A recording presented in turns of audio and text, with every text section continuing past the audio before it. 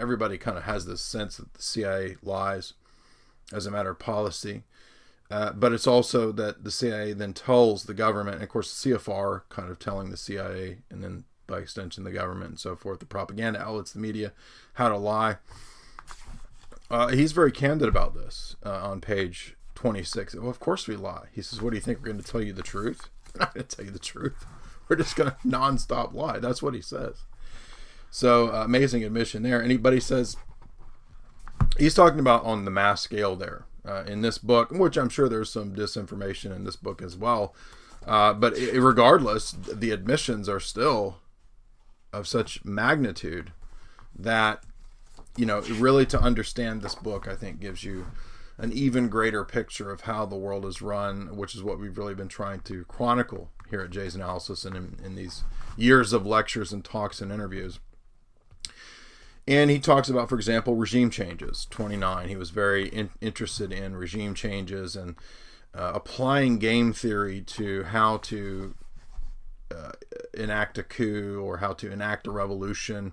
So you've heard us talk about Gene Sharp and the philosophy of created and marketed revolutions, so-called non-democratic revolutions, and the Arab Spring and all that. That's all old stuff, right? This goes back to this period, and it's during this period when they were really studying these techniques and strategies that we've talked about in the Brzezinski works, or that we've talked about in the various regime change and soft power, soft coup type situations over the last several years. But basically everything that I've said is backed up and true in Game of Nations. So that's all you need, right? Now, why do they do this? Well, because of the need to create, he says, a brotherhood of man, to create a stable world order. And that's page 32 and 33. And he says that it basically doesn't really matter what the people's ideologies are, as long as the regime, the U.S. regime, the establishment, thinks that they can steer the course of the ideology of the movement or whatever. So in other words, they don't have to always cause the coup. They don't have to always be involved directly in staging it or running it. If they already think that they can control where it's going, that's really the purpose of all this, studying the trends and so forth, as we've talked about recently with Tavistock, then they don't really have to stage every single coup. Sometimes they do, sometimes they don't, and that's kind of what Copeland talks about in the book. And he says that the U.S., after World War II, Bretton Woods, really took on the role of world police. That was the big change from maybe the U.S. prior to 20th century and then into the 20th century, is that it was decided by the Atlanticists, by the Royal Society and other groups, the Milner Group, that the United States would become world police, team world police. America, F yeah, right? And the U.S. took over the Pax Britannia, right? And so now it's the Pax Americana.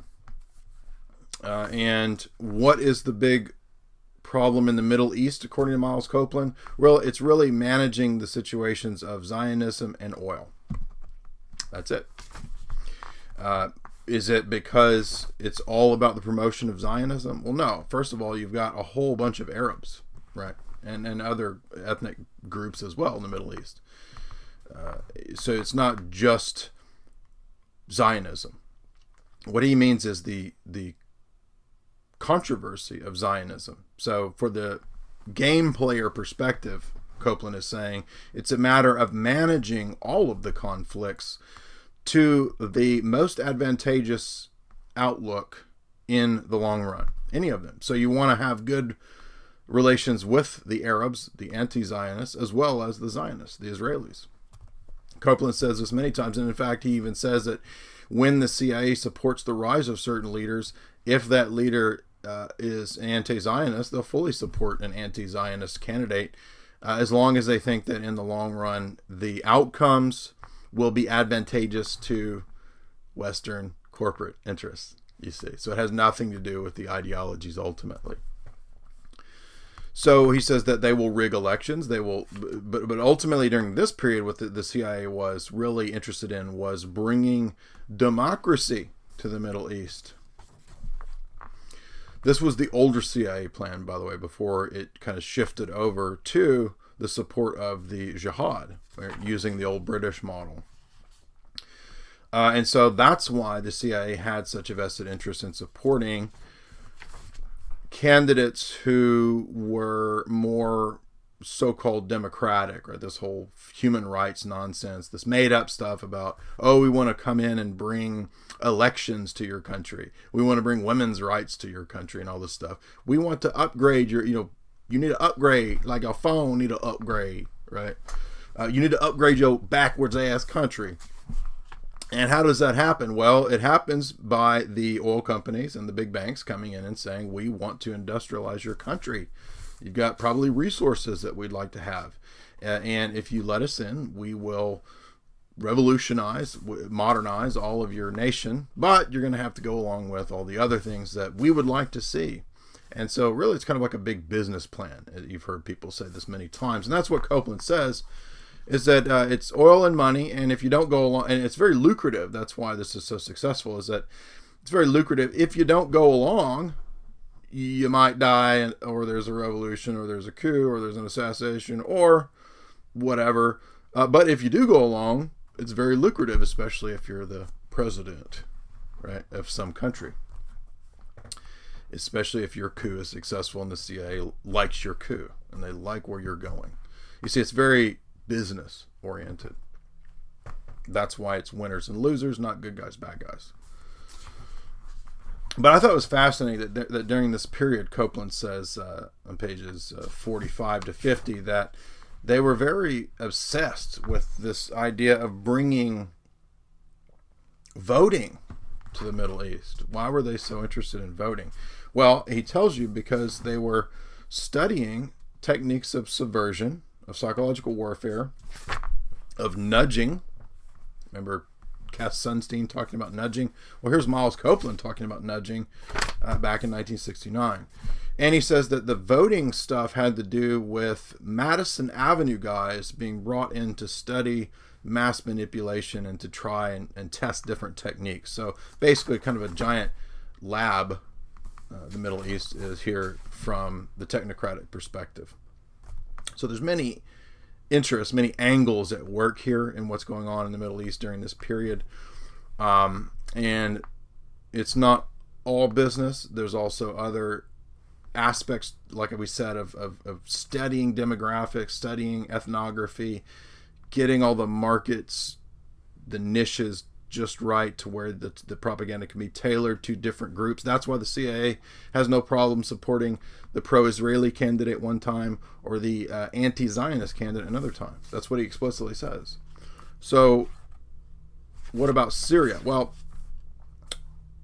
Copeland frames it like they wanted to modernize Syria because they really cared about the Syrian people. Well, Syria also has things that the West was interested in, like oil.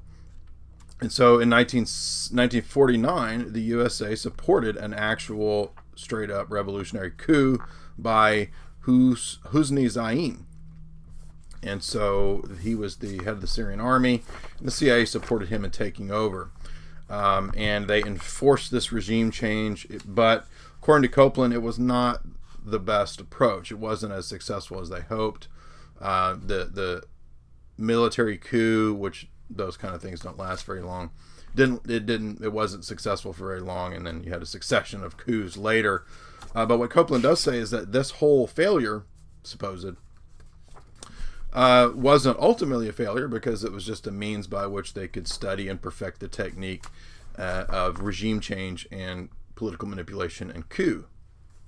And that's really what was going on here, was a lot of trends and studying where trends were going to ride the wave of political discontent to control whoever was coming to power. And this is what I've said in multiple interviews many times now when this topic comes up, is that what they're very interested in from the elite perspective is studying these trends, not so much because you have to control every single political candidate, but rather if it's going a certain way, you just hop on the trend ahead of time. And so you've already maybe got your own guy in the wings. And even if you don't, in the case, as we see with Nasser here, according to Copeland, just send in all your CIA guys to be consultants, right? And make sure that things go in the route that is the most advantageous for all parties, right? A win-win situation. This is also interesting that he backs up the claim of Ingdahl that Ingdahl mentions in Lost Hegemon, was that at this time they were seeking a Muslim Billy Graham. Come on down the aisle to help people.